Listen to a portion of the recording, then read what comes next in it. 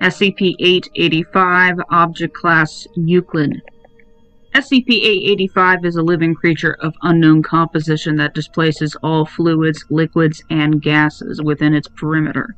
Analysis of the interior of the creature has shown no phenomena consistent with known matter.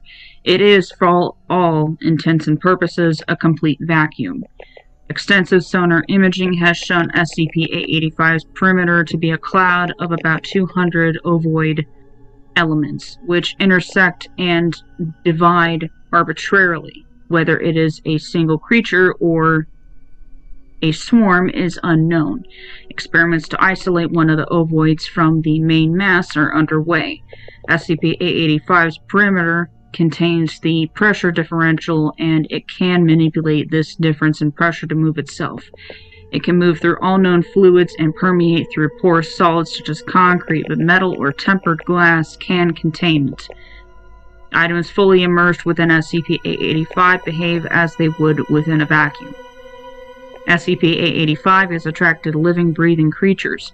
When it identifies a prey, possibly by perceiving atmospheric vibrations, it seeks to surround the creature. Once it has surrounded its prey, it extracts all fluids and gases still clinging to folds or pores by negative pressure and kills it by hypoxia and embolism. It will actively hunt down escaping prey. SCP-885 can move up to 12 meters a second in a standard atmosphere, less in denser air. Once a prey is killed, SCP-885 loses interest in it. It is not known how or whether it draws any kind of sustenance from these acts. Addendum: SCP-885 is nearly undetectable in a normal atmosphere. Even within liquids, it is only visible as a cluster of bubbles. Unexplained air shifts near SCP-885's enclosure should be immediately reported. SCP-885 has poor fine control of its pressure shifts, but can hold doors closed by shear differential 101 kPa in a standard atmosphere. Remember, sound does not travel in a vacuum, and victims may not be able to cry for help before it's too late. Victims of SCP-885 must be immediately triaged for barotrauma. Common effects of short-term exposure to SCP-885 are eardrum damage, lung damage or collapse, bruises, and embolism.